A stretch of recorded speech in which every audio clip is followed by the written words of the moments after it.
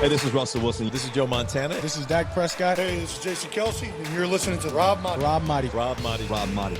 Welcome to the all-new On Football with me, AP NFL writer Rob Maaddi. The NFL's Week 1, it kicked off with several great games highlighted by the Buffalo Bills rallying to beat the Baltimore Ravens 41-40. First ever 41-40 score in an NFL game. It was a playoff rematch between two teams who we could see them face off again in January. So coming up, we're going to talk to the man who led the Buffalo Bills to that incredible comeback, NFL MVP Josh Allen. But first, let's get to a few predictions. Pro Picks started the year off 13-3 straight up. Last week, 8-8 against the spread.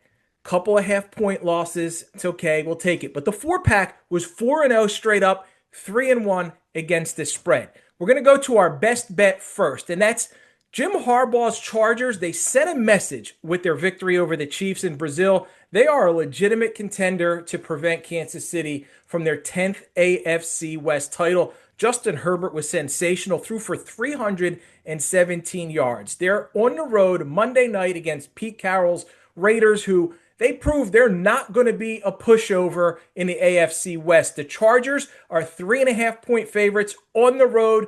I'm taking the Chargers 30-23.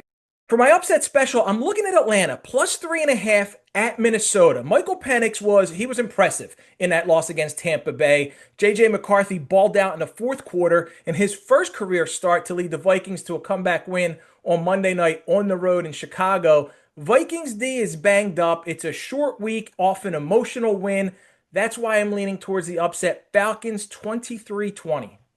Eagles-Chiefs Super Bowl rematch. The Eagles could have lost last week to Dallas in the opener. If CeeDee Lamb catches a few of those passes, obviously not having Jalen Carter hurt the Super Bowl champs. The Chiefs looked out of sync week 1 in Brazil. The offense started slow. They lost Xavier Worthy. Patrick Mahomes rallied them late, but the D couldn't make any stops.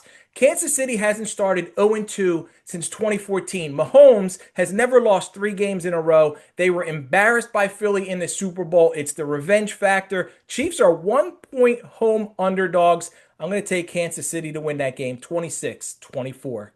For the last of the four-pack, Monday night, Tampa Bay at Houston. Texans are minus 2.5. Their offense struggled against the Rams. They can't afford to start 0-2, the two-time defending AFC South champs. C.J. Stroud should have more time in the pocket against the Buccaneers. Hassan Reddick had Tampa's only sack in that win against Atlanta. Baker Mayfield and Emeka Ibuka clicked right away, but this is a tough spot for the Bucs.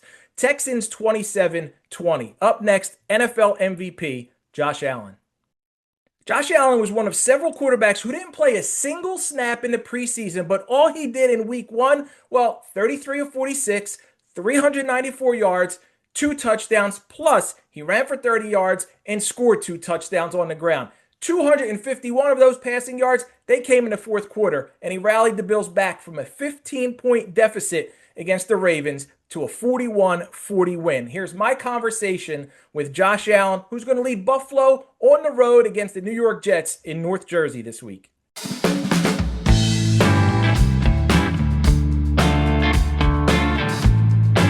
Rob, how you doing? What's going on, Josh? How are you, bud? I'm doing great. Good to see you. Just want to get into so much for Russ, right? No preseason snaps, and you guys come out clicking right from the start. How are you able to build that chemistry with everybody and just be able to go out there and do what you did against Baltimore? Yeah, it's trusting our process, trusting our other 10 guys on the football field, trusting what Joe's calling, and, really sticking to the fundamentals and how we work during training camp, and really just trying to pick up where we left off from last year. Expectations, as you know, are so high for the Bills, but it's important to maintain that day-to-day focus as the leader. How do you do that for the team? I think the number one thing I can do is, one, be myself, try to be the best leader and teammate that I can be. And two, I've been asked, what are your expectations for this year? I don't have any expectations. I just want to go out there and play football, work extremely hard, and just try to play to my full potential. And the results will come with that. So, being more focused on the process rather than the results. How do you go from a start that you had in week 1 and just to be able to, you got divisional rival, you're on the road, you look at the film, you watch them, just to maintain that week-to-week steadiness? Well, we know obviously this is a different outfit than they have been maybe the last couple of years. Their coach is doing a good job with them. I thought they played extremely well during game one. They're doing some things slightly different over there. But it's a hungry team. It's a team that's playing really well. They played some really good football this last week, and we're gonna have our hands full trying to understand what they're trying to do and go out there and execute to our best abilities because they got some absolute players on that side of the ball. I spoke to you, Josh, last year about playing with a chip on your shoulder. You're now an MVP. You've got all kinds of accolades and praise being heaped upon you. Does it get harder to play with a chip on your shoulder when all of that's going on around you? No, I mean I'm still as internally driven as I ever have been. Obviously, just maybe priorities and what I'm telling myself has changed. All I'm trying to do is execute each play and help my team win a football game. Just trying to be a master of all situations that we're in and trusting, like I said, the process. What do you see is the most important quality as a leader, as a quarterback, as the guy that everybody looks to? I think it's authenticity. I think it's being the same guy every day. I feel like people can't really know you unless you know yourself. So being as real as you can be, and really getting to know each other and finding out what makes certain guys tick. What kind of steps do you take to make sure that happens? I've heard Aaron Rodgers talk about eating with different players in the cafeteria. Other guys have talked to me about maybe just chilling with defensive players, special teams players, whoever it may be. What do you do? Yeah, it's sitting at different tables at lunch, inviting other people over for dinner. It's doing poker nights. It's EOTAs, making sure hey, come over, have a nice little glass of apple juice and hang out and watch the games, watch the fight on, and just trying to be around the guys as much as possible because I think the most important thing here is the brotherhood and the relationship that you form because those relationships off the field pay dividends on the field. Josh, you might be the most liked opponent by other teams' fan bases. Teams out there, fans out there that want to hate their opposing players, they always say it's hard not to like Josh Allen. How does that make you feel?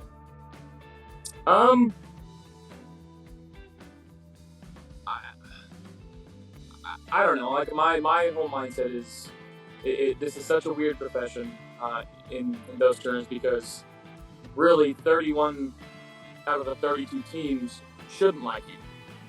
It's a good thing when they don't like you. That means you're probably doing something pretty good. So it's a weird situation to be in, but I hope that they're saying those things because of the off the field impact stuff that I do.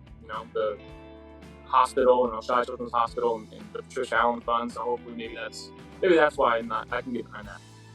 Hey, my wife and I have been happily married, Josh, for 13 years. For us, it's communication. That's the key, and building our foundation on the Lord. Do you have any marital advice for newlyweds out there? I'm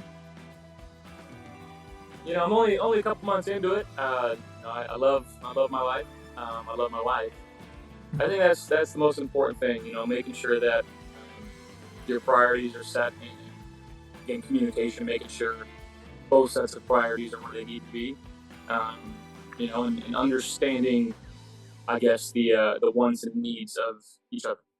I appreciate you, man. Thank you so much for doing this, and wish you a ton of blessings. Thank you, Rob. God bless. Back for a final word. I don't like to overreact to one game, but Aaron Rodgers sure looks like he has plenty left in the tank. The 41-year-old four-time NFL MVP kind of stuck it to Aaron Glenn in his coaching debut with the Jets. 22 of 30, 244 yards, 4 touchdowns, no turnovers. Aaron Rodgers earns my Take That performance of the week.